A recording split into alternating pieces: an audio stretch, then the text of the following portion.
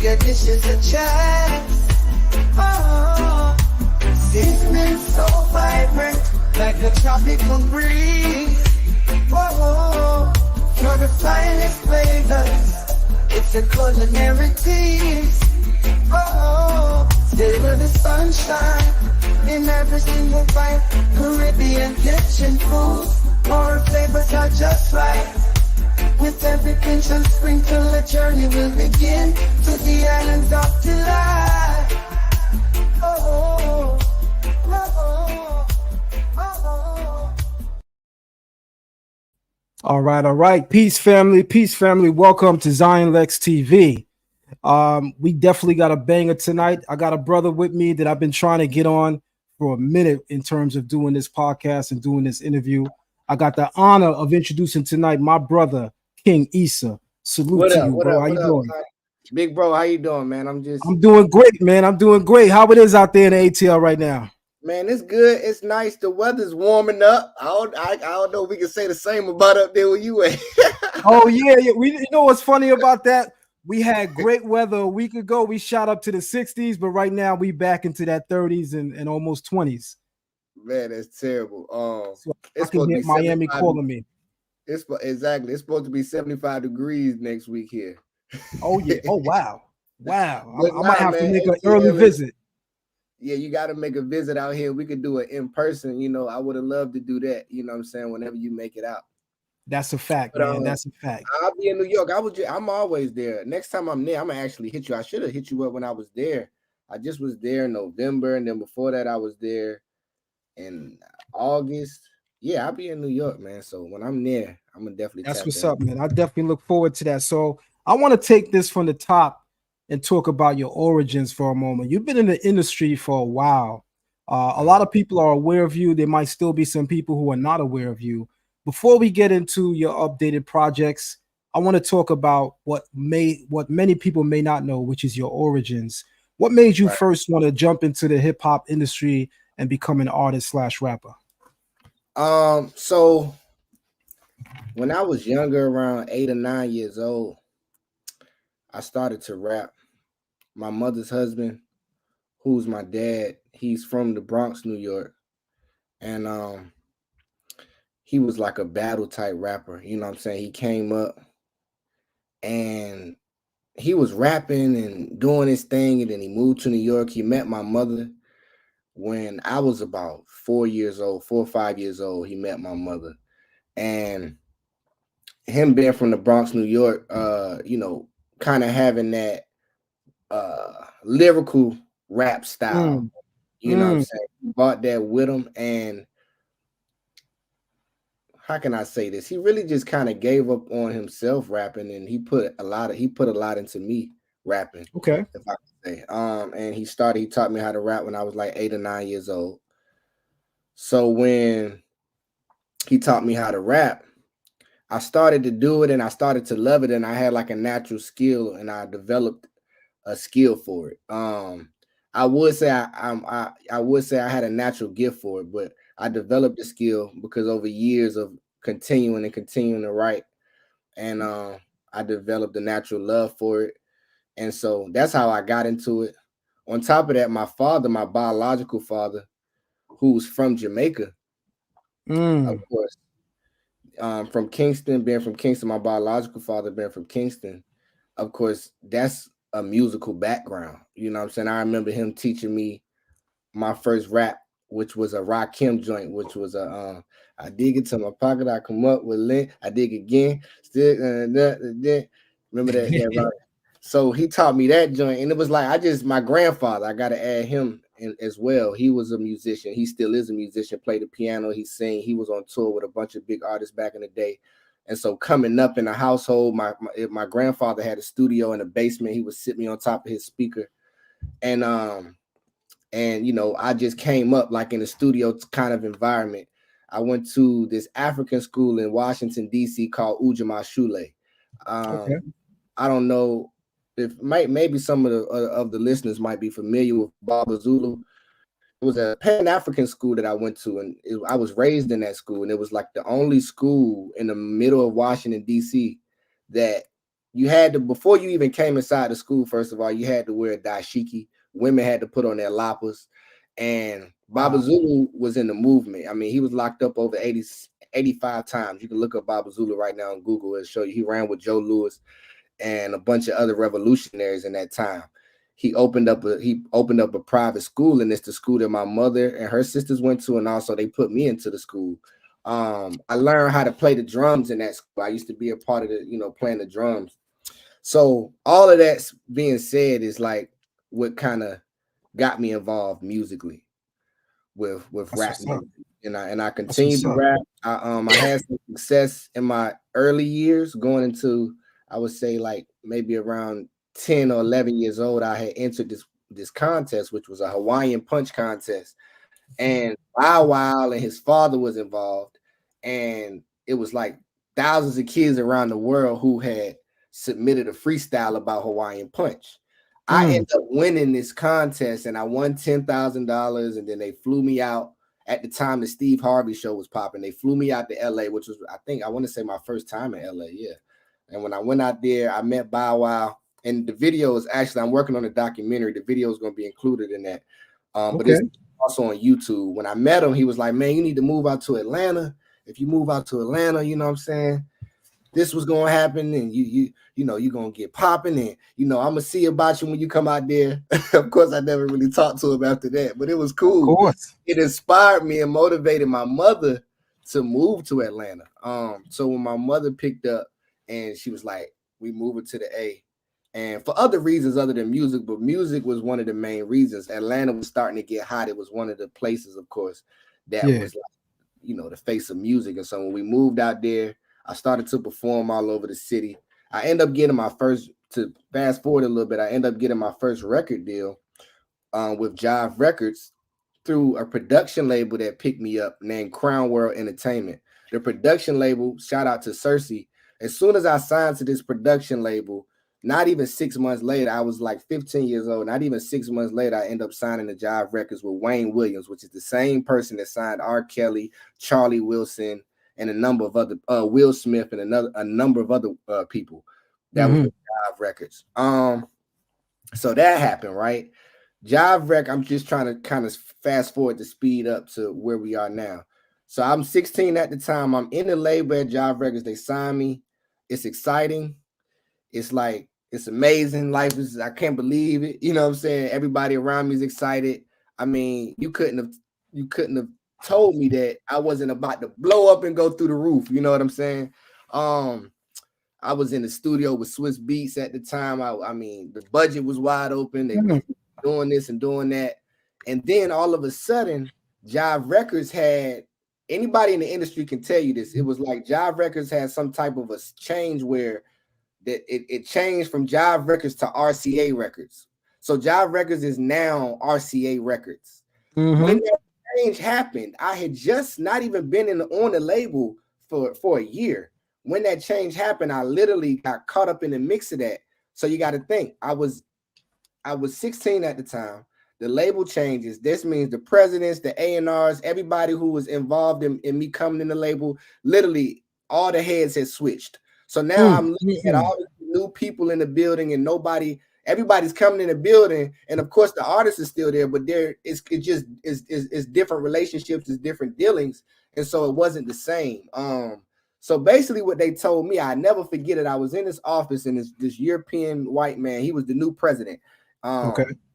Used to be Barry White, who was the guy when I got there that signed me. That was over my deal. New European guy come in, had this European accent. He was the head of the RCA, Jive Records, which is now RCA Records.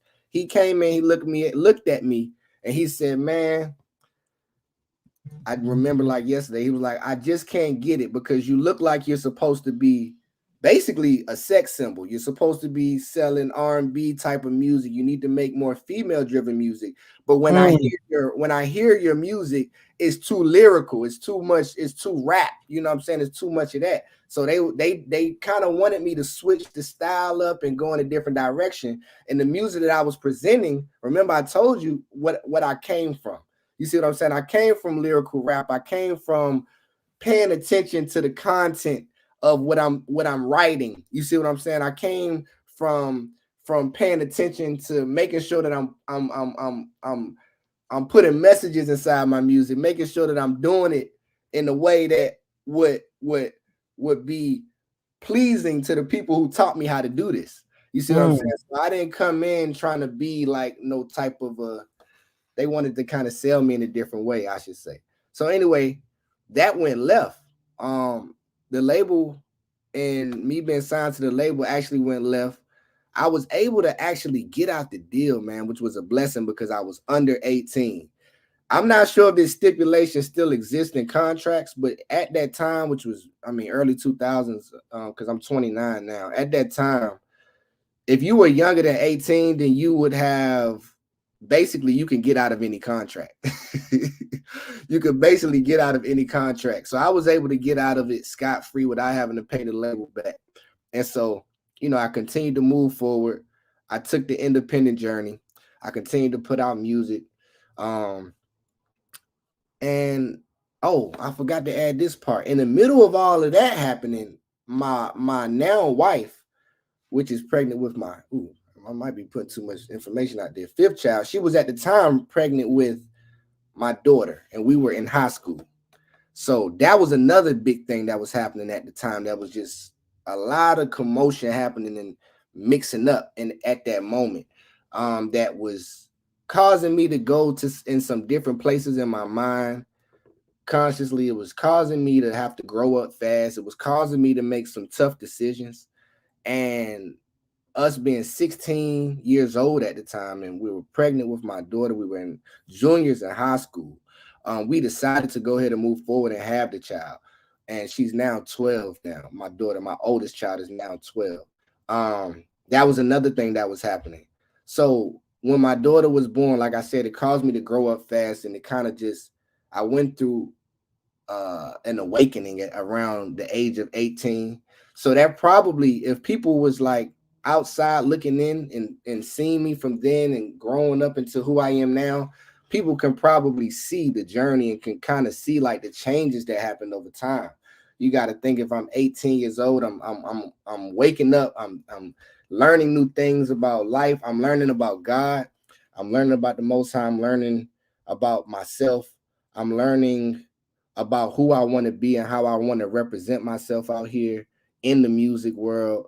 I'm learning. I mean, I'm coming into all kind of conspiracy theories at the time. I'm just going crazy in the mind. You know what I'm saying? And so this, I would say, affected it. I'm not going to say whether it affected it positively or negatively, but it definitely affected my music. It affected what I was putting out there. Like, I put out a mixtape called Lost Prophet. I was around 18, 19 at that time. It was called Lost Prophet. And so I continued to drop. I continued to put out music and continued on my journey. Fast forward to, I would say about, let's say 3 or 4 years ago. I'm sitting, I just was freshly married. I just decided that me and my wife were going to go ahead and get married. We've been married for 5 years now, actually. So this was 5 years ago. I'm sitting, I'm actually asleep at the time. I get a call in the middle of the night from Jacquees, and he's blowing up my phone, but I was sleeping. And at this time, to be honest with you, I'm not going to say I had given up on music, but I was just in a place. I was in a place that I was like, if it's meant to be, if it's meant for me to go ahead and continue to do this, I will. But if not, the only thing that I need to do that's mandatory is for me to take care of my family. That I had just made that decision in my mind. So I kind of just let go in a way. I really wasn't putting out music, but I was still hanging out with Jacquees. I had went to Miami with him one time. He had told me to come out with him because he was signed to Cash Money and Birdman. So he told me to come out to Miami with him one time. And when I went out there, I only went one time, man. And Bird came in, and he came in the studio. And I guess he heard some of the music. I didn't think anything of it. I came back home. I was actually in school at the time. I was taking up some credits at a college here, at a local college out here, on African American history. I was taking up credits, so I was like going to sleep real early because I had to wake up for classes. And I had just got married. I had just moved into my new home, and I had my 3rd child on the way, which was my 2nd son. I had my 3rd child on the way. Not even 3 months after I was married, I get a call. He's like, man, listen, Birdman, Cash Money and Slim, they want you. They want to sign you. They want to bring you out here to Miami, and they want to sign you. So I get up. I'm nervous. I'm like, man, what is this? What's going on? At the time, I'm like, of course, we hear all the stories about Birdman. We hear this and that, and we hear the different things that's going on. And so I'm skeptical, of course. I'm like, well, you know, Wayne is my favorite rapper. He was at odds with Wayne at the time. So I'm like, I don't know, you know, but I took the meeting. I went out, and I mean, literally the same day, man. It's like this is like a movie. I fly out to Miami. I'm going inside the Porsche building. I never told this story, but I kind of rapped about it in some of my new music I got coming out. I go to the Porsche building. It's a Porsche, what is it? Like a condo. It's like this. It's crazy. It's looked like something out of James Bond. It's crazy. Like the cars come inside of the place, and the cars are like they rise up to wherever it is you live, right? All kind of cars when we pull up. I'm talking about any kind of Bugattis, Porsches, like any kind of Rolls Royces. They're driving inside the place and going up to where people live. From what I heard, it was like $30,000 a month just to live there. I get there, we go up to yeah, it's crazy. That's what I heard. It's $30K a month just to stay there. I go up, I'm like, man, I'm nervous. I'm like, man, this is crazy. So I go up to one of the top floors. Birdman's there. Matter of fact, it was just his people there. He didn't even come out. So we on a balcony, and Jacquees is like, listen, man, it's the play.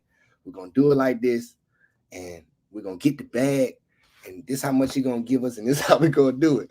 I'm like, cuz, but hold on, before we talking about money and all that stuff, like, am I going to be able to keep my creative control?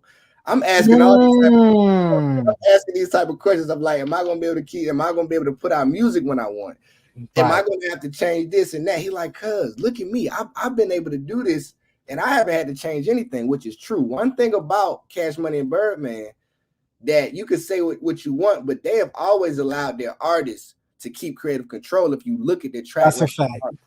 They allow their artists, even from Drake to Wayne and Nick, they allow Drake, all of them. Yeah, they never try to change people. The difference between them is they don't try to change artists to be something that they're not. Of course, they might give suggestions. Like over the years, they have suggested that I take, kind of do different kind of styles, but they never make you do anything. Other labels, right? Like I just explained to you when I was 16, they literally will shelf you if you don't sway to what they're telling you, or if you don't listen to what it is that they want you to be.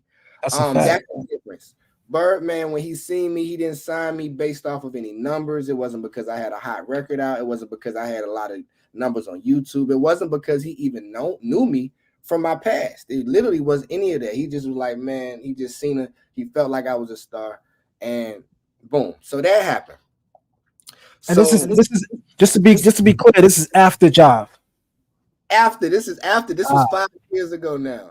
So I'm 25 at this time. Like I said, at this time, I literally was at a place where I was like, man, the music, if it happens, it happens. But I just had got married, and I was like, man, the most important thing is I just need to take care of my family. I had kind of released music from it being something that I had to do.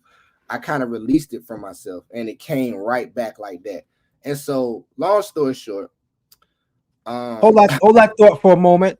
Yeah, I want to make sure that we give the people a quick sample. I'm gonna go into your Chameleon freestyle real quick. I bet. I want to give the people a quick sample, and then we're gonna pick up that story. All right. I bet. Let's do it. All right, let's do it.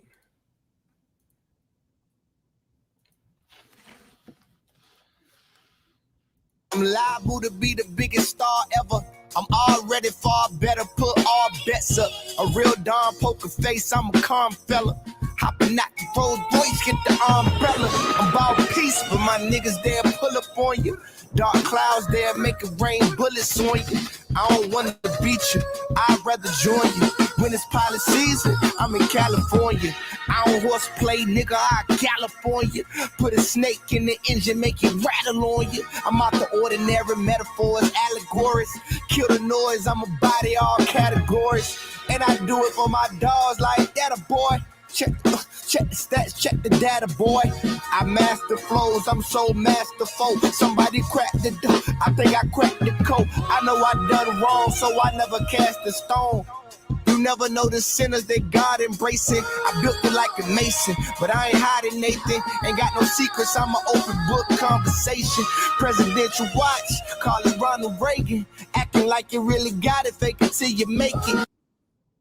My life is essentially. Now, I'm gonna make something clear. We're gonna definitely get to the rest of the music, but before we had to go on any further, I just wanted to make sure that people understand that you are lyrical. You know what I mean? Because I played it when it first dropped. All right. And I'm saying to myself, you know, I've been aware of you as an artist for a while now, and we spoke behind the scenes and we know each other personally on some level. But when I heard this particular freestyle, I'm like, oh nah, he's definitely nice. So before we could go any further, I wanted to make sure that people get a little taste of you. We're going to get to a lot of the music. We're going to get to a lot of visuals. But before we go on further, I had to hit the people with that special. And I really appreciate that. That means a lot, man. Thank you. That's off the recent project that I released, I Am Volume 1. It's 11 tracks on there. Streaming on all the major platforms, Spotify, Apple Music, and Tidal. Please go check it out. I want some feedback from you guys. Yeah, let me know what y'all think about that, man. I'm glad to be presenting it to the audience here. So all right, now before you pick up your story from where you left off, I gotta ask you a burning question, right? Yeah, and please don't, because look, man, sometimes I get carried away and I run on. So please don't just cut me off if you want to take the conversation. So no doubt. I'm good for that too. So we're gonna have fun. So check this, right? It's kind of hard because of the way that I was introduced to you and because of the way that I've seen your career progress. It's kind of hard to talk about King Issa and also not simultaneously mention your cousin, Jacquees. Okay, so cool. Tell us a little bit about your relationship to him. A lot of people don't know that that's your actual cousin. Yes. A lot of people don't know that from his very beginning, you were right there. So give us a little understanding, a little clarity of not just you being his cousin, but y'all growing up together in the grain and coming up on your own, having your own individuality, but yet putting out this music. So me and Jacquees got started early when we was young. So we started out performing in high schools, right? We would be in middle schools all around Atlanta, in Decatur, on the east side, on the south side, on the west side. We would go to different places and perform. We had like a little setup routine. And we started to put out videos on YouTube, and we just caught a buzz. It was natural. It was like we were just young, having fun. He was doing the singing thing, I was doing the rapping thing. So we joined forces with that, and we kept it going. We ended up going to the same high school, Towers High School in Decatur on the east side. When we went to the school, we formed a clique named FYB. We was on this front porch and we was like, man, we was trying to come up with a name. And I had a song called Fresh Young Boys. And he was like, man, we're going to name it FYB. And so we agreed, we named it FYB, and the rest of the guys that ran with us, you know what I'm saying? And we was like already popular in school. So when we kind of put a name to it, it just put a lot more buzz on it. You know what I'm saying? He was on the football team and I was on the basketball team. He sang, I rap. So we was just like, we was killing it, man. In high school, we was having a ball. We was running around. I'm talking about just having fun. And in them days, I miss those days because it wasn't so serious. Everything was not as serious as it is now. Well, I'm a lot more serious than I used to be. People always tell me, man, it used to be so much fun. Life got real for me. So it's like, I guess I'm not as goofy as I used to be. I mean, we used to just have a ball, and we would put it on YouTube, and it was getting hundreds of thousands of views, millions sometimes views of us just hanging out, chilling. It wasn't even all about the music. You know what I'm saying? We started out like how the streamers do right now with Kai and all that. Like, we started doing that earlier. I remember we used to be doing the youth stream, and we would just acting the fool, having fun. We would just be in our room talking. We would go in the city, messing with people, just doing stuff. You know what I'm saying? And so that's how it started. And of course, with our careers and stuff, that we was piggybacking off of each other with that. He had got signed to Block Entertainment. I was signed at the time. I had signed to Jive Records, and he was doing his thing. And we just continued, you know what I'm saying? So a lot of our fans know us from those days of putting out music and putting out content on YouTube until now. And we grew up together. We was in high school. He actually knew my wife before I met her. Okay. Yeah, because he went to elementary school with her. so he already. I remember the first day of school. I was like, who's that? Like, bro, this was 9th grade, man. 9th grade. I'm gonna make a video about this, but I was like, who in the world is that? He's like, nah, that ain't nobody. Don't worry about that. But anyways, so yeah, that's kind of like in a nutshell. That's our story right there. That's how we came. That's up. what's up, man. That's what's up. You know, in watching you elevate and watching you progress, and for me, it's just a short time. It forces me to go back into the annals of your history and just kind of check out your progression. You know, at a certain point, you moving and you creating so much steam that you attracting the attention from local artists that are also building their name. Tell us about Sevyn Streeter. Yeah, so Sevyn Streeter, she's dope. We ended up doing a record a few years back, and it was through some mutual friends that we had. How we made. Oh, Jacquees was a part of helping that happen too. He kind of put the icing on the cake. At the time, Brandon Farmer, who was managing me, had been her role manager at the time. And we had this record. It was already written. It already had been pre-recorded. And we was looking for a dope female artist to get on it. And we sent it her way, and she ended up loving the record. That's how a lot of my features come about. None of my features that I've done thus far have been like where I had to pay for it. I had to pay anybody for it or anything like that. It's literally just been because the artist likes the music when we send it. Same thing with Fab. Even recently, Fab literally, Jacquees, I was like, man, we got to get Fab on this because it just, if you listen to that beat, that soulful beat, it sounds like some of his soul tape type stuff. And I was like, man, we got to get Fab on this. He sent it to him, and Fab sent the verse back. When I seen him when I was in New York, I should have invited you to the video shoot. But when I was in New York for the video shoot, Fab had came. And he's like, man, he was just telling me how much he just loved the song. It was just nostalgic for him. It reminded him of the type of music that he already makes. Right. And so he just jumped on it. He did it. He did the video for free. I tell people all the time, like, my level of respect for Fab as an MC and as an artist and just as a man, period, it just went up a whole lot of notches because of how he just handled me and how he went about the business. You know what I'm saying? I mean, he cleared his record on my album. I didn't even have to go through the label. He cleared the record himself for it to be on my album. He cleared the record for it to come out. He didn't even charge us for the video shoot. He literally he loved the music. He liked the record and he did it. Same thing with Sevyn Streeter. You know what I'm saying? So on that note, I want to feature that song real quick. So I want you to introduce the song for us. We're going to play it and we'll be right back. Which one we doing? We're going to Hair Down. Yeah. All right. So yeah, this is Hair Down featuring Jaquis and Fabulous. Let's get into it. First got that heat, baby.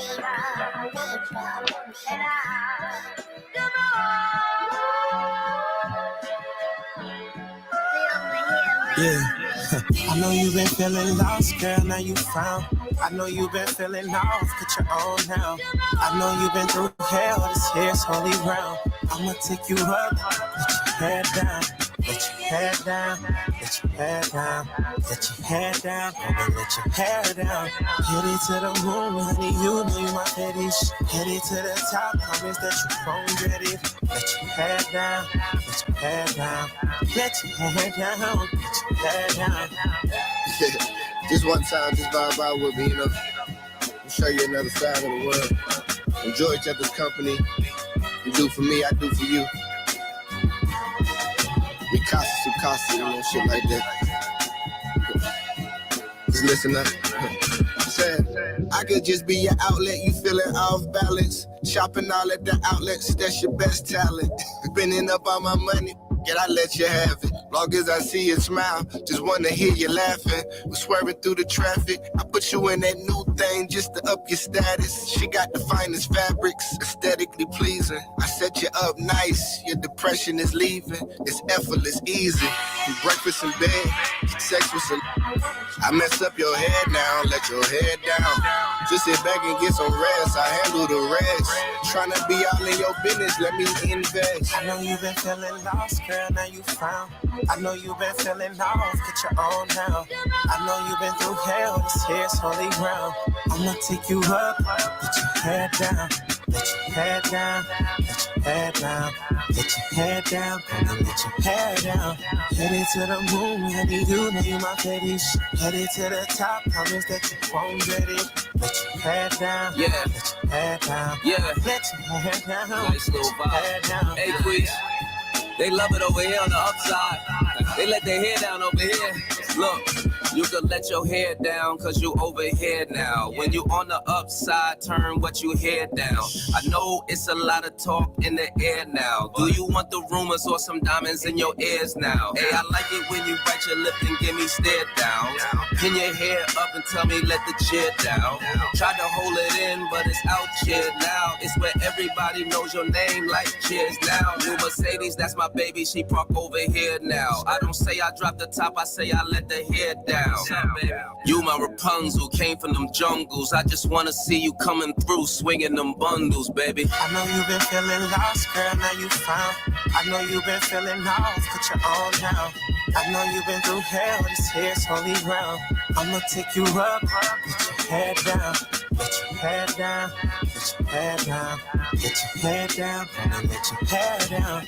Headed to the moon, honey, you need my ladies. Headed to the top, promise that you won't get it. Let your head down, let your head down, let your head down, let your head down.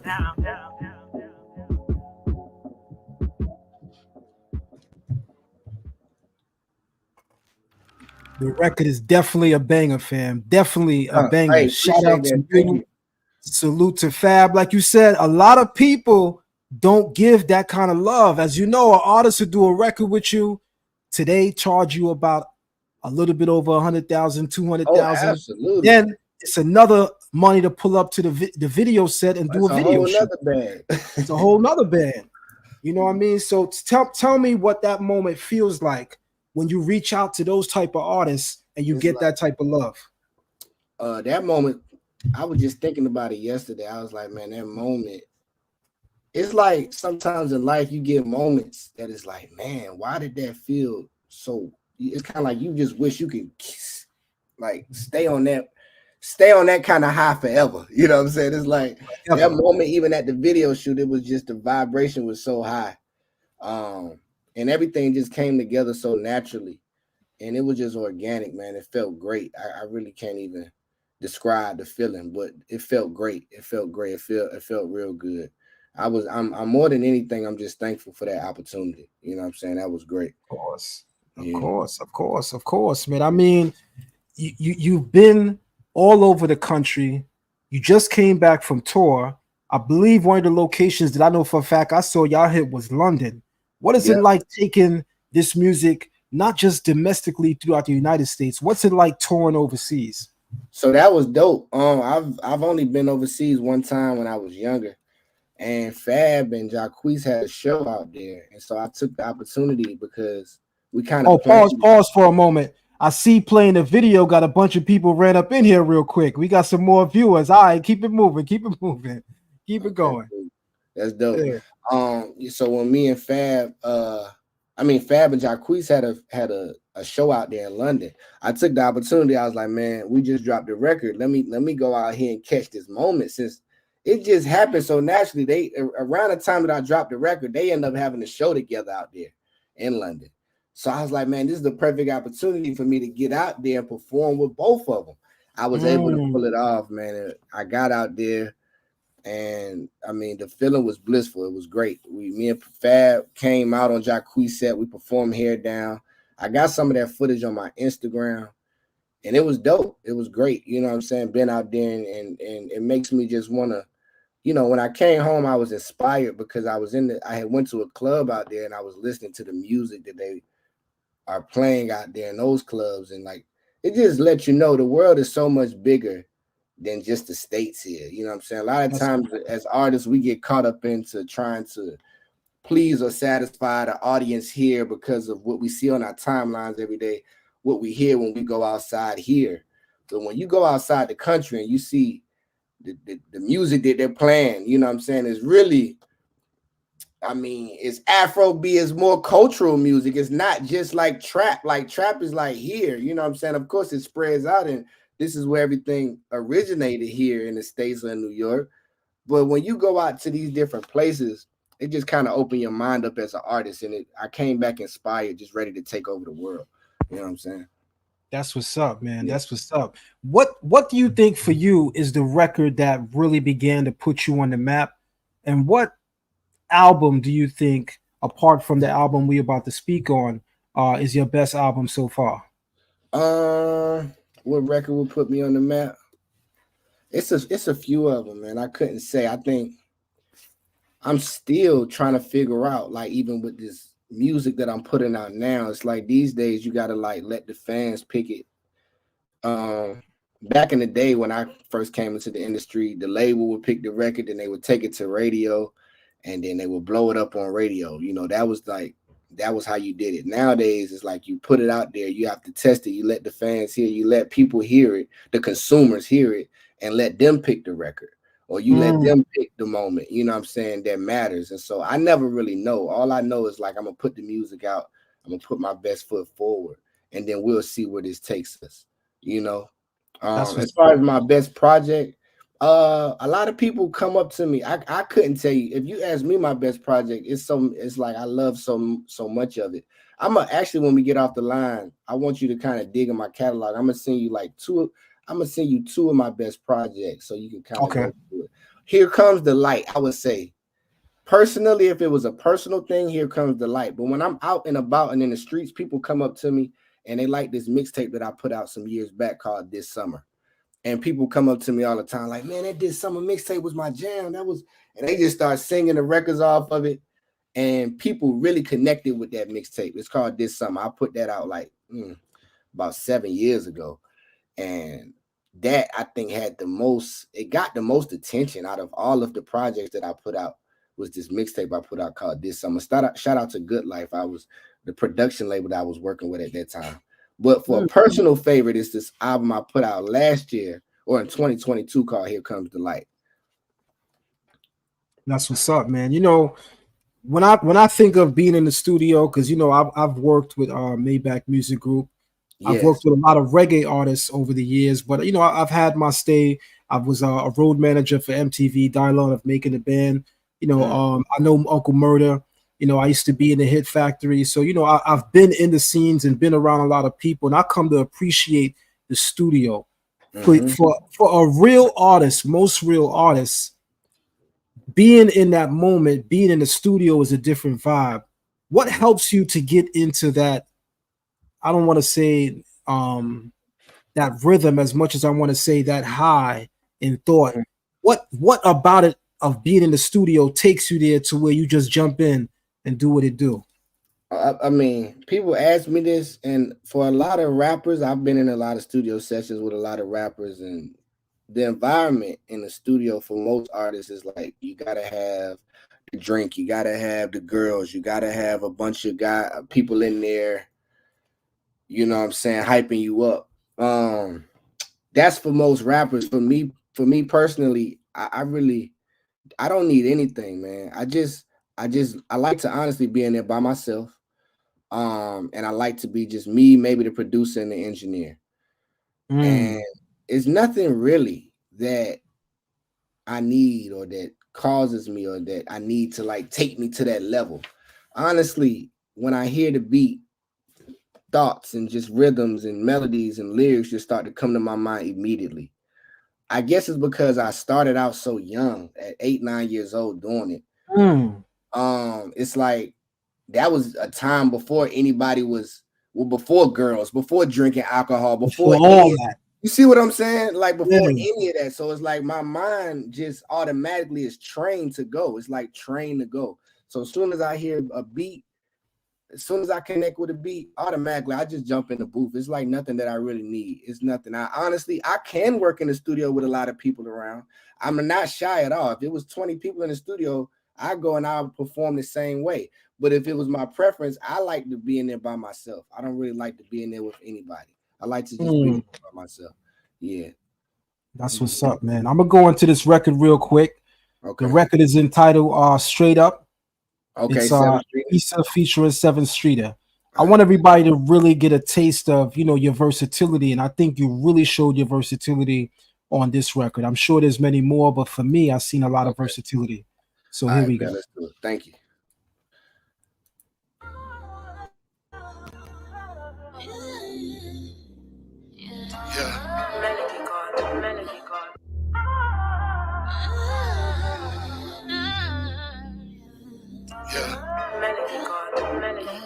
Straight up, I see you first when you wake up. I see that face with no makeup.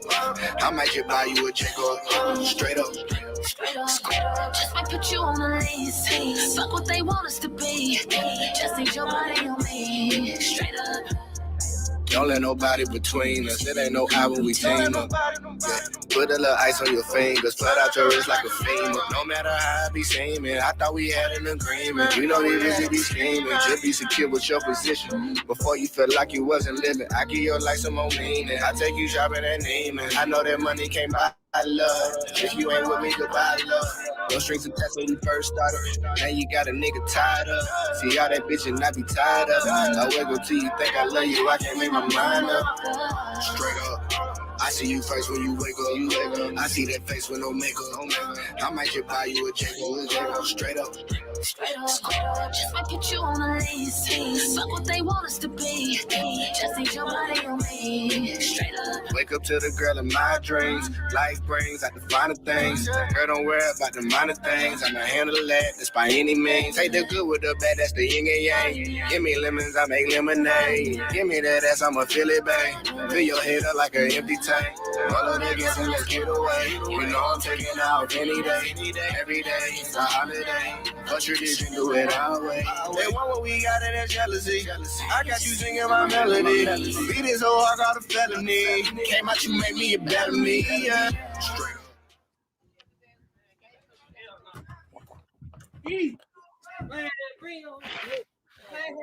No, we go. Let's go. We gotta move tonight. I gotta hold it like do the down. First when you wake up, I see that face with no makeup. I might just buy you a Jacquees. Straight up. Just might put you on the list.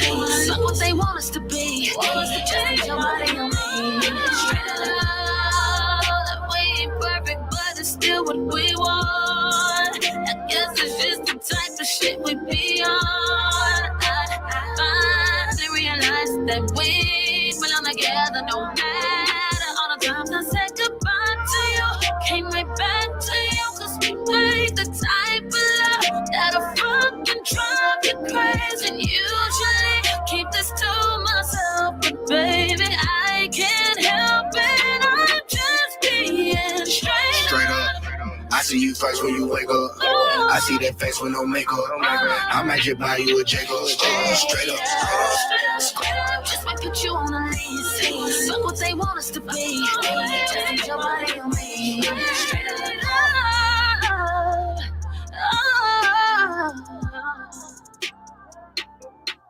Yeah.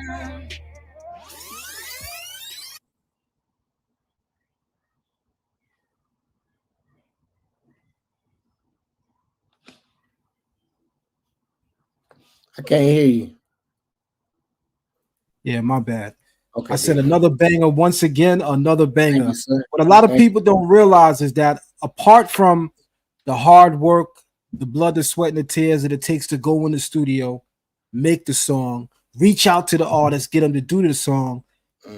There's a little politics that happens behind the scenes because we got to talk about whose album the song's going on. If that person is on tour, am I going on tour with them to perform the song? Right, so when you got a heavy hitter like Sevyn Streeter and you got a record with her, how does it work? Whose album is it going on? My bad, go ahead. I'm gonna let you finish the question. Yeah. Whose album is it going on and what determines that? Sevyn Streeter was super cool too. Same thing like Fab, man. She came out from LA. She lives in LA. She shot the video for me. She pulled up, you know, it was no fees involved and stuff like that. We did have to pay for her flights and stuff to get here, of course. Right. But that was it. Her number one question when we was doing the video, she was like, okay, when are we going to radio? she was like, what? She was like, do you have, you know, like, how are we going to get this record to the radio? She asked me that a few times. I'm like, I'm like, we working on it. That was her concern. She allowed us to put it out, for me to put it out on the project, whatever I wanted to do with it. It was no pushback on anything. But there are politics that go into this stuff, though. It's just that I haven't worked with any artists that haven't wanted to work with me. And I kind of keep it like that. Like even if I reach out to artists, if it's not like a mutual thing, if I feel like I'm working too hard to get the person to get on a record I'm like, hey man, I know it's gonna come a time where I'll be hot enough to where these people will want to work with me. So I never force a relationship. I never force a feature. All the features that I have are like people that mutually wanted to engage with me. You know what I'm saying? And so that's just how I keep it. And I'm gonna keep it that way because I just don't believe in trying to force stuff. You know what I mean? I definitely swear by that. You know, when it comes to your newest project now, right? I want to talk about your newest project. On your newest project, you entitle it "I Am." What's the meaning behind the title, and how long was that in the making? I Am has been in the making for about a year now. The music, yeah, for about a year now. Some of the records, let me see. Some of the records I've actually had for a little over a year. It's a series, volume 1, volume 2, and volume 3. I just only put out volume 1 so far. I'm going to drop volume 2 like in a few weeks. I'm coming right back to back. Yeah, because it's just like I feel like it's time for me to really break through the door at this point, and the attention span of people is just so short. It's like once you catch a buzz, it's like, oh, okay, we like it, it's dope. But what else? What have you done for me lately? You know, that's just the attitude, especially for more of my generation now. And so I'm like, I got to come back to back. And so I already got the second project. I'm about to upload it, and we about to shoot the videos, and we're going straight out with it. As far as I Am, so my name has been my social media, my YouTube, and all my social accounts has been Issa I Am. This is what people know me. Sometimes people think that that's my whole name, Issa I Am. Right. It's just the name that I've had on my socials since I began, even back on Twitter when I was just on Twitter. It's always a lot of us did. It was I Am Zion Lexx. A lot of us did. Right. You know what I'm saying? And so that's been my thing, and a lot, like you said, a lot of people's thing. So I wanted to kind of play off that because I know for some people, for some years, I went under the radar and people know me from that name.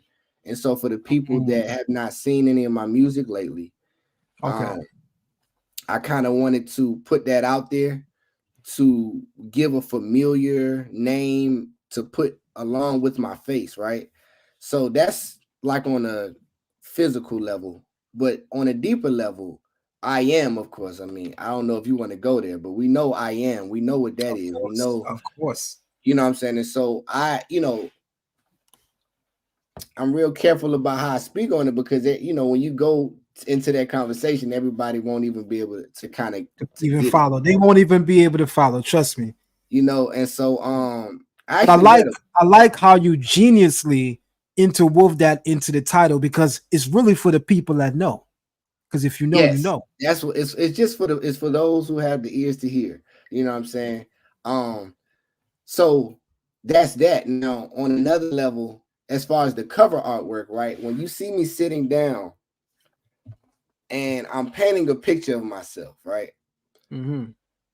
Me from the back, I just had this vision of myself painting a picture of myself. Me as the artist, the creator, is who's the I Am. The person that I'm painting is Issa. So that's me as the creator, you know what I'm saying, and how I want to paint the picture of myself and how I want people to view me in the world. We can go into the whole spiritual conversation because over the last year, I've just been on this journey with this I Am thing. I actually read a book, man, that is called The New Earth. By Eckhart Tolle. Have you ever read it? No. I mean, I gotta ask you because you didn't read it. You didn't read it. So look, man, I recommend people read this book. This book it's by Eckhart Tolle. The same person who wrote The Power of Now. Now the book is so powerful, and it even refers to a lot of scripture inside the book. It brings out a lot of things that's very powerful. What the book helped me to understand was how to separate my physical self from my spiritual self. And so going into this journey that I've been on the last year, of course, me knowing who I am, me knowing where I come from, me coming into the truth at a young age, at the age of 20 years old, all of that stuff. It's like you put on this whole, I tell people all the time, even being inside of any type of understanding of who you are, it's an ego. It comes with a certain aura, it comes with a certain energy, it comes with a physical energy that you're going to attach to yourself, which is fine. The ego, a lot of people, the word ego has like a negative connotation to it, but it doesn't necessarily have to be a bad thing. It's just whoever you think you are. It's whoever you think you are. If you literally look up the word ego, it's like wherever a person thinks that they are. If you're a black, you know what I'm saying? If you're a black man, that comes with an ego. If you're a father, that comes with this. I always tell people having an ego is important because it has a lot to do with how you see yourself, right? Exactly. When we speak of ego as a bad thing, of course, everything has a good and a bad, but without an ego, you really couldn't function in society. If you sit down and you talk with a psychotherapist, they'll tell you it's not healthy to not develop and have an ego. You have to develop the I in society. You can't be a follower your whole life. Absolutely. And so me understanding that and coming into this, I always looked at ego as a bad, or not necessarily a bad thing, but I always looked at it as like, oh, he got a big ego because he's this and that. But when I actually, after I read this book, it helped me to learn about what an ego is, right? And to understand is just simply whoever person thinks that they are. And so when we, of course, being in the truth, with us walking around with knowing who we are, that comes with a whole ego right there. It comes with the whole energy, man, that is like, it's heavy, you know what I'm saying? And so I will find myself in a lot of sticky, tough situations just because of the me walking around with this knowledge and just knowing who I am, right? So when I read this book, man, that I always tell people about it. It's like it helped me to be able to separate my ego self from my spiritual self. And sometimes I just go in and out of that I am mode. You know what I'm saying? And I like my spiritual self is like my higher self. And so sometimes I have to like separate who I am in this world because honestly, it frees me. And so that's a whole different, deeper conversation. But the I am is just a little bit of that in this, and just within that, in a nutshell, is why I named the project I Am, because of the journey that I've been on over the last year, I'll say, since I read this book.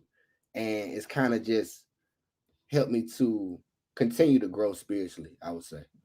How was the music an outlet for you to not only express your thoughts on society and on things you grew up battling through and journeying through, but how is being an artist today and being in the studio and putting out an album, how does that, lend towards, building you up as you putting out this album, as you making the album? What are some of the things that you thinking about that show? I got to talk about this. I got to talk about that. We just came out of COVID-19. So many artists took and drew from what happened and put it into their music.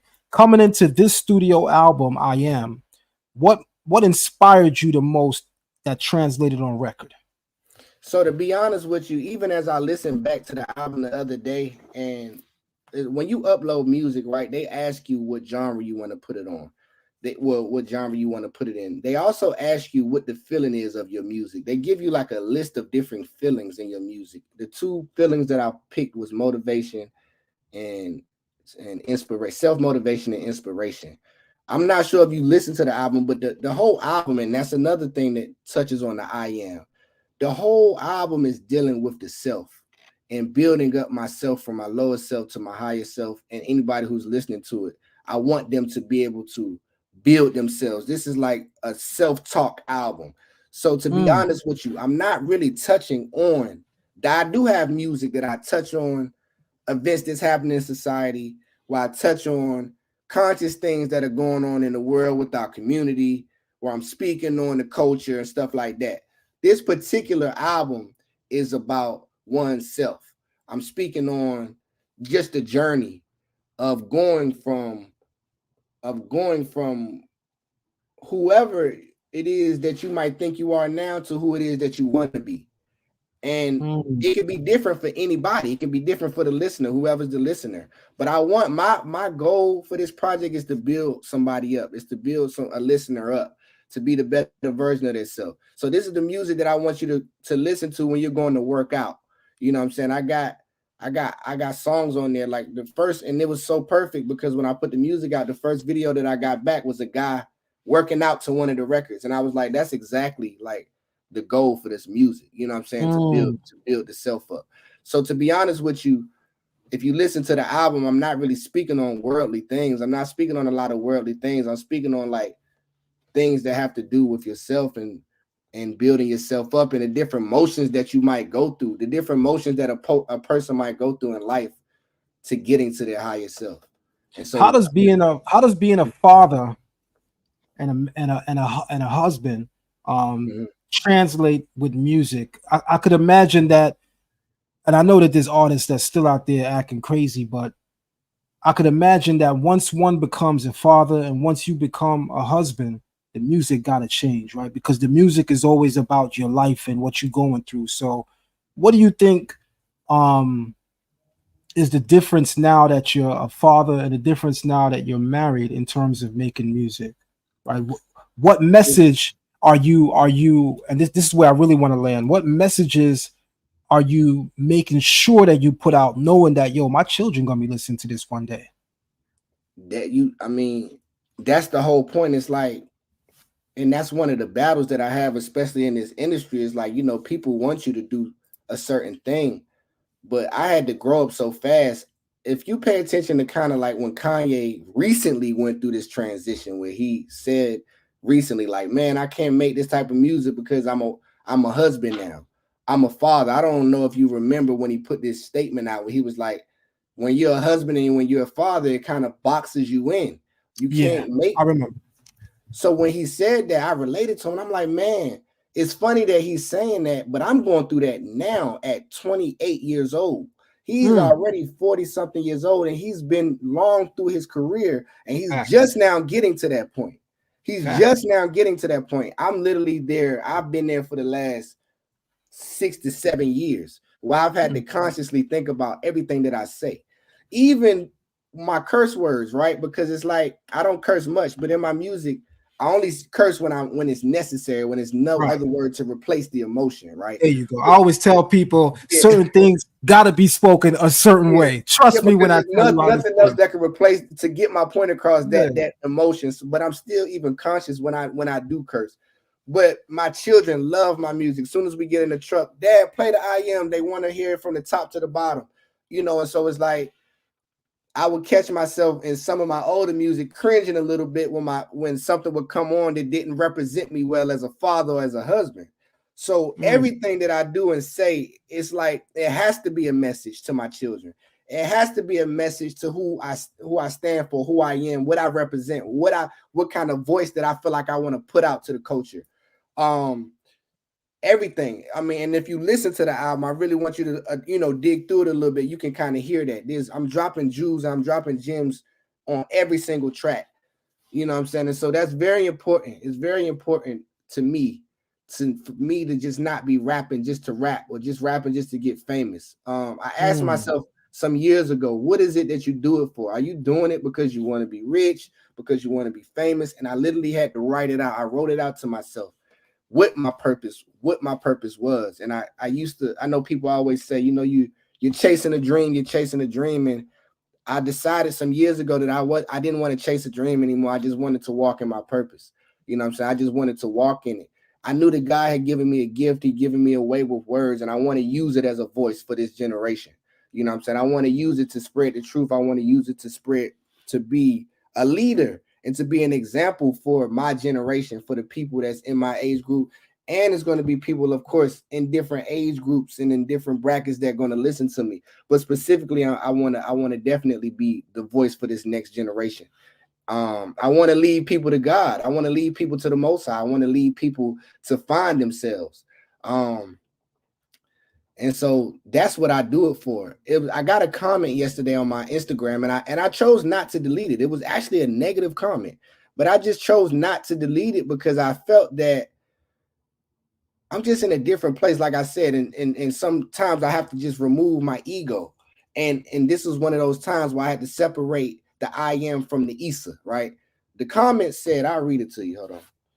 And it was a negative comment. And I was like, man, I automatically felt some type of way, but that was just my ego, you know what I'm saying, feeling some type of way. Hold on one second. It said, to somewhat what it said, it was like, man, somebody tell this guy that he takes rap too serious, and somebody tell him to stop trying to put messages and do all this in his music. I don't even want to look for the comment because there's over 100 comments I had to go through.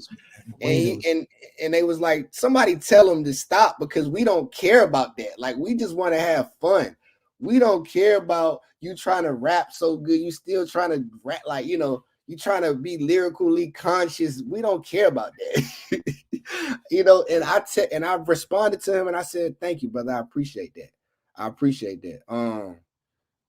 And that's just how I responded, because it was just like, he was like, I felt like the criticism was cool and I took it in because it lets me know like where my audience is at and where the listeners stand sometimes when it comes to the music. You know what I mean? You know, when you put out a body of work, that body of work is a part of you. A lot of artists look at their body of work and say, yo, that's my baby. So naturally, you're going to feel some kind of way when I'm going to just say it. I don't want to disrespect your fan base or your following, but some people in the world really are weird because this is supposed to be 2024. This is the age of what they call Aquarius in the secular world. This is the age of enlightening, right? That's what they're saying, right? So if it's the age of enlightening, the age of Aquarius, how we not putting more messages in the song? Right? They complaining just the other day that hip hop, we don't know what's become of it. Hip hop's dead because the message is gone. Now you got artists putting the messages back in the music, and you still got people saying, yo, that's too much. You got to dumb it down because we just here to party and turn up. So that's a challenge, because I could imagine that as you write in the music, it's coming from your heart, it's part of your journey, but this is something that has to be marketed at the end of the day. You're going to stand up and perform this somewhere. So you have to also think about the markability of this song. Yeah, exactly. Right. So speak to us for a moment about that challenge, the challenge of wanting to be true to self, true to my family, true to my divine alignment, yet I got to go perform songs.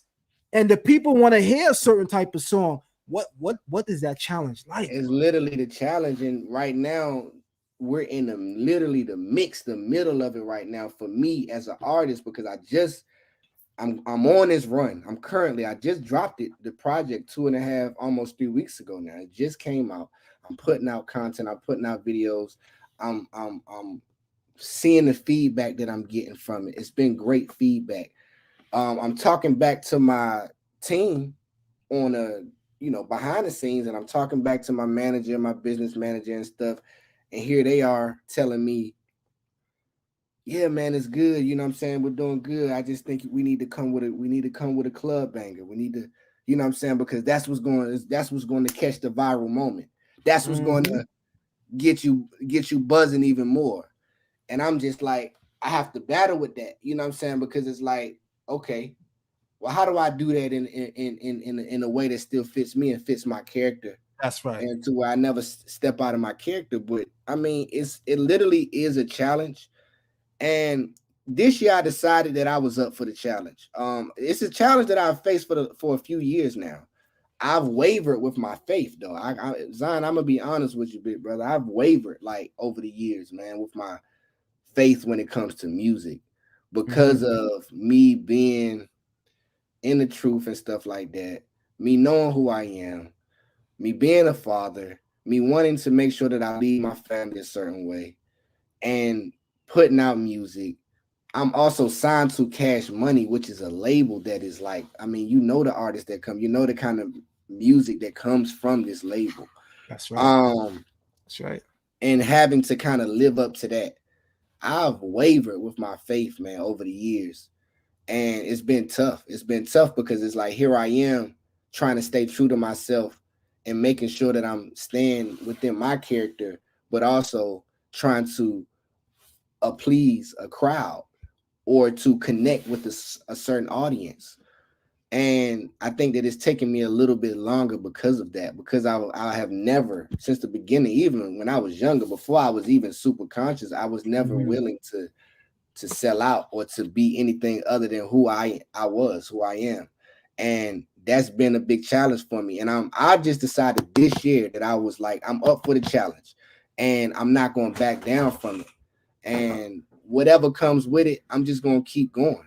I'm going to keep going and I'm going to pray that the Most High, if I really am his messenger and if I really am going to be a voice, then he'll be with me. And however it breaks through, I don't know. I'm not looking for a viral moment. I'm not looking for it, but however it happens, it happens. I'm just going to shoot my shot. I'm just going to continue to put music out. I'm going to continue to put my best foot forward. And I've just made that decision this year, regardless of the challenges that come with it. I just know that all it takes is one thing to happen. Once that one thing happens, and once I really get the audience, and once I get the eyes of the world, for me, it's no looking back. I know exactly where I'm going. I know exactly what I want to say. I know exactly how I want to say it. I know exactly who I'm talking to. And after that, it's going to be easy. It's just like getting through and getting to that point. For me right now is at the place that I'm at. You know, on that note, I want to play another one of your records. This one is entitled Expressions. Dope.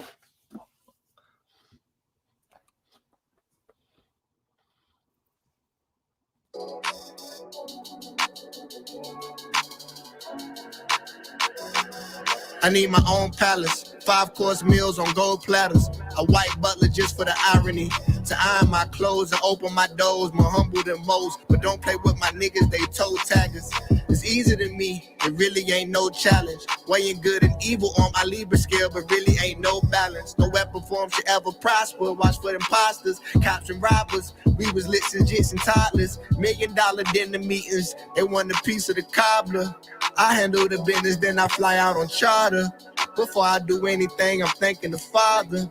Heaven's on. He sent me here to do his dirty work. I'm up at the crack of dawn. Early bird, my daughter just got up for school. She love it when I cook her food. I tell her put the phone down and maybe read a book or two. No role models these days, nobody to look up to. She wanna be a superstar, drive the coolest cars. I told her that it's all a facade and none of it matters.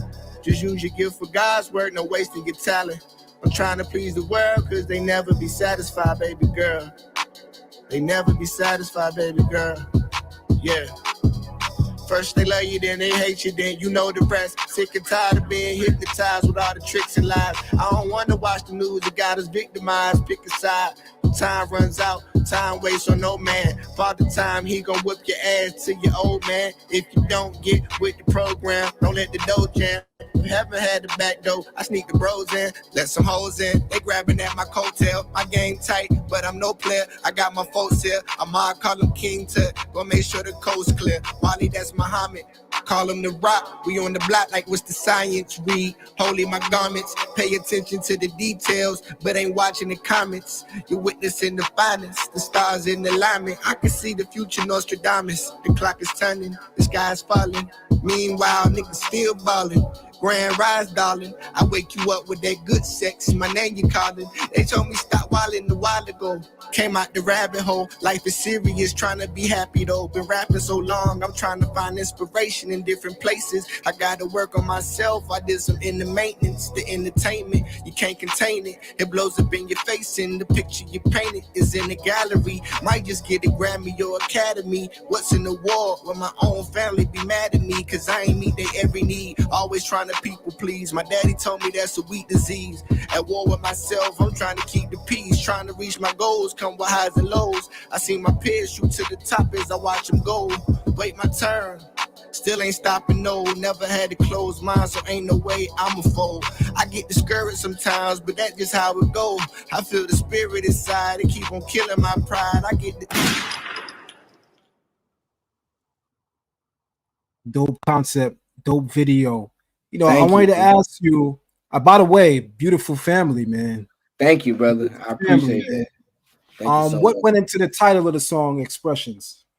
Well, it was just me expressing myself when I did that in the studio. It just came out just so naturally. And so I just named it Expressions. It's not really nothing too deep. It was just me expressing myself, and so I named it that. As far as the video, I just wanted to reenact ancient European royal style family, but I wanted to reverse the roles. And you sure did. You know, I wanted to have the white butler, and I wanted to have the white people working for us. And so that's just so I just did it like that. I thought that'd be cool. It was just a little idea I had. That was definitely dope, man. You know, on the note of being signed to Cash Money, I mean, I gotta imagine, I gotta keep it real with you.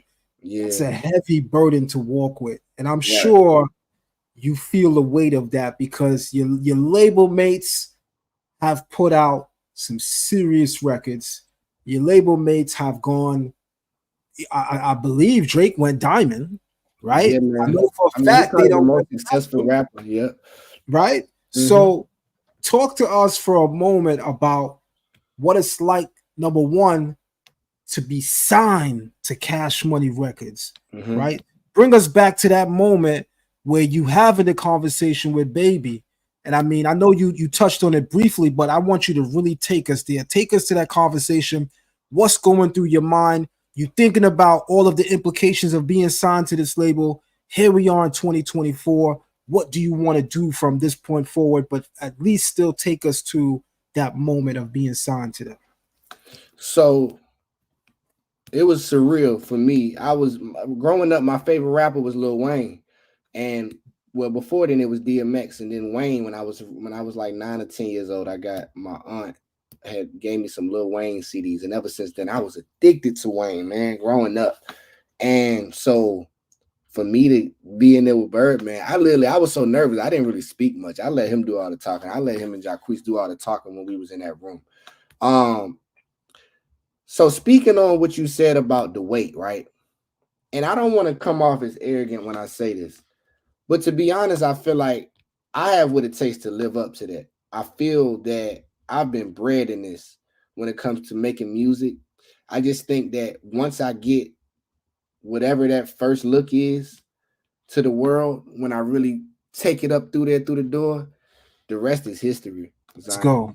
Let's go. Man. It's up, bro. It's up. And I feel like the conscious version of Wayne. You know what I'm saying? I feel like if there was a conscious Wayne, that's me. And I think that I really don't feel a heavy burden. I feel like I have, it is a lot to live up to, but I never feel like I'm not able. I never feel like, oh, am I ever going to be able to? I really feel that great, bro. I really feel that great. That's my answer. It's not a burden to me. I'm ready. I'm really ready. I definitely appreciate that. You know, I spoke to you behind the scenes about jumping right into something controversial. And we're just gonna shoot at it. All right. I'm gonna share my screen for a moment, and I'm gonna just hit everybody with this. I know everybody being well behaved tonight in the comments section, but the brother said we could ask and be straight. So yeah, it's no surprise at this point that your cousin Jacquees got into it with Trey Songz. Yes. The first thing I want to know is, where are you when this is happening? He's in Dubai. I'm here home in Atlanta. Okay. So you get the call from him, or you hear it on the news first? No, I see it in the group message. We got a friend group message with all of us in FYB, and I see it in the middle of the night. It's like 4 a.m. in the middle of the night, and I just see these boys going off. Yo, why you just post that? They just going off on them. Like, what's going on? What's going on?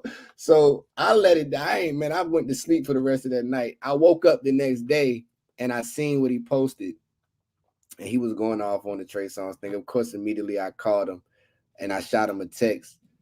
And I kind of got the inside story of what was going on. To make a long story short, man, like when you come into this industry, man, sometimes your idols become your rivals. And that's just it's you got to be prepared for that, man. And I'm trying to prepare myself for that. I hope it's like one person I hope I never have no problem with, and that's like Wayne, it's like Hov, it's like a few people, because it didn't really break my heart. You know what I'm saying? But just to be honest with you, you know, Trey Songz, Chris Brown, that's somebody that Jacquees has looked up to. He calls him his big That's brother. right. He called him big bro.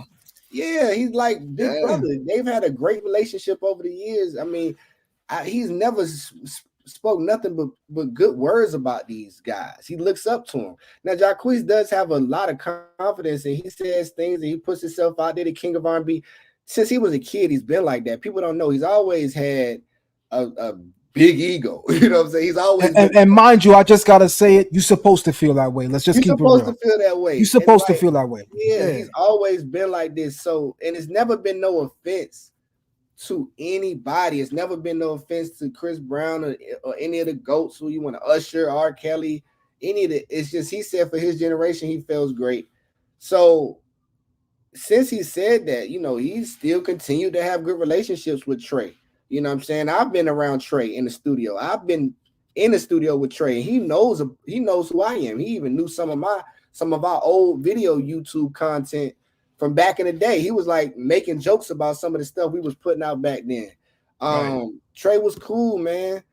I would go into like how that was being around him, because interesting guy, man. But anyways, from what I understand about that moment is just that sometimes when people feel a way about you, right, they can try to hide it. You can try to hide it all you want, but eventually it's going to come to a head.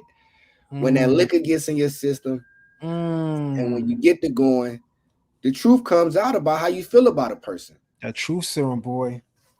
And so that's what happened. You know what I'm saying? Jacquees, my brother, was completely caught off guard, man. He didn't know that this, whatever he was feeling in the inside, was brewing up. He had no idea. It was completely, he was blindsided by the situation. You know what I'm saying? He was blindsided by the situation. More than anything, you can even see in the video, he was hurt.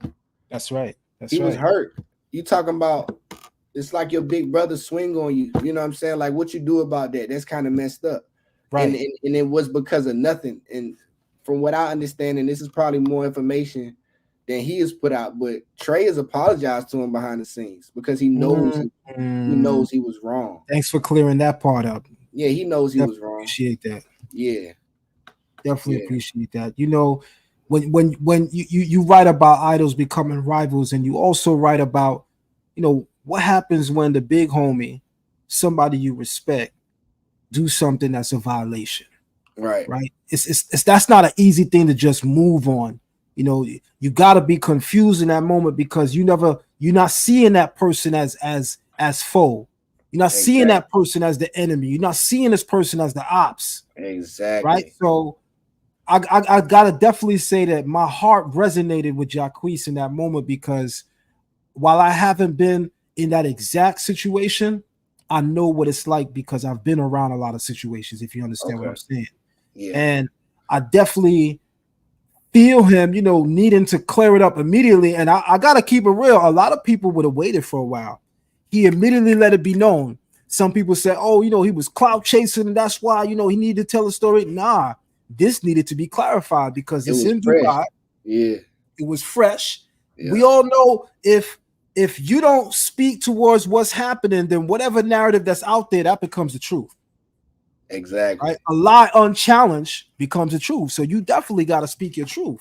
So I respect that. But, you know, I'm glad to hear that, you know, Trey Songz reached out to him, apologized behind the scenes, because one of my questions was to ask you is, Trey Songz is also somebody that you cool with. And I can only imagine that you got to draw the line because Jaquis is family. So it's like, if it would have went anywhere crazy, you got to be with family, period. Man, if I would have been there, I would have.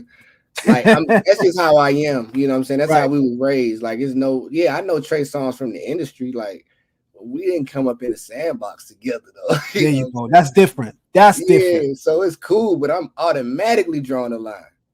Like, Zion, if I go out with you somewhere, bro, somebody coming at you, it's automatically I'm behind you. You feel what I'm saying? That's just how I move. Like, it's that I'm not playing no both sides of the fence. I'm not playing no industry. I can't do that. I can't do that. So yeah, that is what it is. You got somebody that dropped a comment earlier, by the way, that said that he knows and is familiar with you and your body of work since you were young. he said you was very clever with your lyrics, especially when you ran with Wolfgang. Yeah. Tell us real quick as we bring this to a close. Okay. Tell us about Wolfgang. Who's in Wolfgang, and tell us what this is about. Wolfpack was my label when I was younger. That was just my label. I think that's what he was talking about, Wolfpack. All right. That was just the name of my label when I was a kid. That's it. Okay. Man, shout out to that brother. Check out my new album, brother. Please let me know. Boss Dog Santana 4L. Right. Check out. It's a project I got out called I Am, man. Please. This is the updated version of me. This is the current version of me. I think you would definitely like that and love it. So yeah, please. By the way, we got a sister that said that she just downloaded the music, the album to her Apple Music. Shout out to Kayleen. Where else can people stream and find the music? So it's on YouTube, it's on Spotify, it's on Apple, it's on Tidal. All right. And yep, it's on all those platforms. It'll be on Audio Mac and SoundCloud. I'm uploading those onto those platforms as well. And but you yeah, did they're say on all the major ones. You did say your socials is what? It's Issa I Am, ISSA IAM. Those are my socials, man. Once again, Zion, man, thank you. This is my first interview I've done since the project has come out. I'm grateful to be on this platform. It's been an honor, man. Yeah. It's been an honor. I'm purposely holding back because we definitely got to have an in-person. So yeah, let's do it in person, man, because I should be in Atlanta by next month. So when if and when that happens, we will definitely do it in person. I bet. Let's do that. Even if not, please let me know when you touch down. I want to link with you. And before I get off, I want to give you your flowers, man. And I just want to thank you for everything that you're doing for this community. I know this interview was about me, and I appreciate you taking the time to do some research on my music and my career and stuff.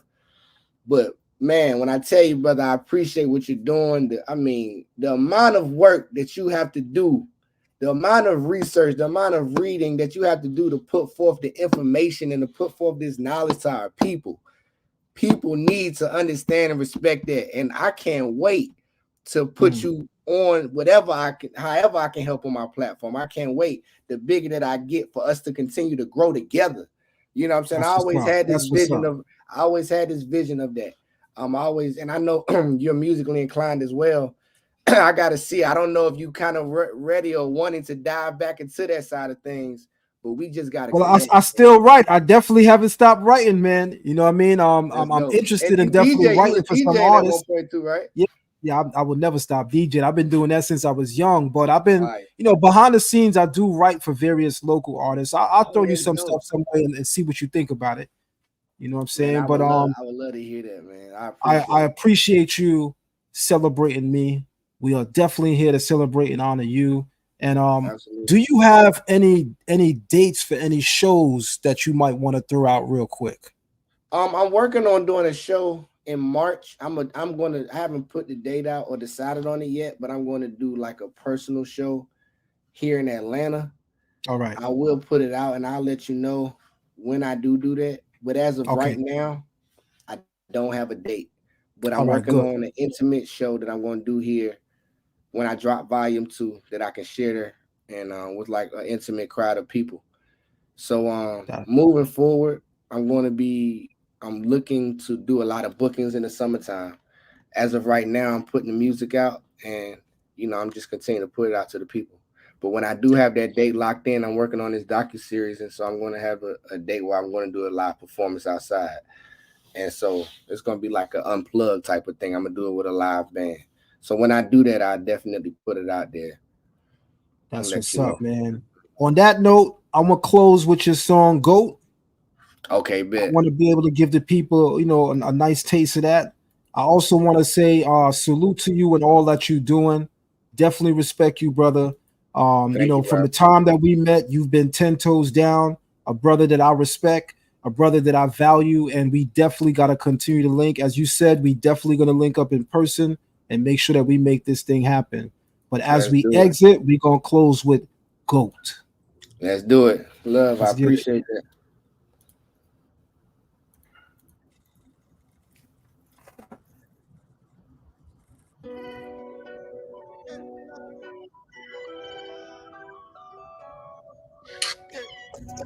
They gotta tell me to stop. Ripping the phone. I gotta straight up lot. Flipping the coin, give me the ball, take him a shot. Bitches annoying, get out my face, kick out spot. I need me a biblical fox. My diamonds don't tick at the top. Kick down the door. I never did pick me a lot. Clean up the block, give me the mop, beat up the beat, speakers or not. All them young niggas, you want them or not. They don't know nobody investing in stock. We was in school, they ain't teach us a lot. All on our own, had to figure it out. Stuck in the trap, we ain't making it out. You nigga trash and I'm taking it out. You nigga tell it like Mickey and Mouse. I love it, Hickey, the neck of your spouse. Second to none, I'm the one it's about. Put down the gun, we can rumble it out. Tell them about me, cause they don't know. I call up the pilot, it's time to go. Don't carry your wallet, hit a bang roll. Them young niggas hugging the block and they right by the stove. Either you stalling or balling or hustling, they ain't with tussling, pull out a pole. I'm trying to tell all my young niggas no, but the reality that is a joke. They want some bread and they packing the toast. Ain't no turn wrestling, they want to smoke. All they know whipping and selling the dough. I'm trying to find a new way for my phone. Just a few years ago we couldn't vote. Just a few years ago jumped on the boat. Just a few years ago.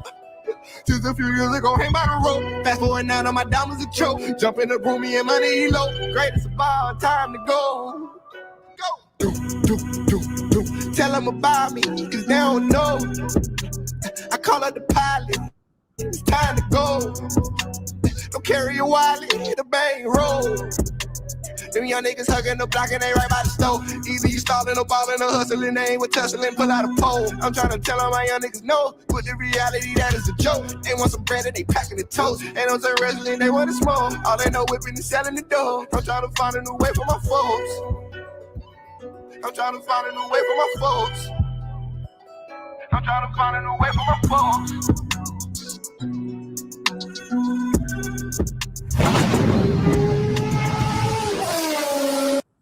All right, man. Salute Thank to you, brother. I King appreciate Issa. it, man. We'll talk soon. It's been an honor. We definitely gonna get back up. Until then, my brother, salute to you. We'll definitely get back. All right. All right, love. All Thank right, you, brother. peace. You're welcome. All right, everybody. Y'all already know how we do it. I'm glad that everybody tapped in. Thank you, all the supporters. You know, we trying to do things differently here on Zion Lexx TV. We trying to bring the people quality entertainment, quality knowledge, and quality information, especially when it comes to people who come from our community. You know, I'm pretty sure I'm going to get people in the morning. Oh, you know, we talking about this and we talking about that. Yeah, we talking about this and we talking about that. Because we speak of a great man, Baby Yeshua, and that man said, as he was critiqued once, that he didn't just come for people that were healed, but he also came for people that were sick. And if you listen carefully to our brother King Issa, his music is coming for people that are sick, and he's using many different ways and methods in which to reach those people. And we gotta honor that. We gotta salute that.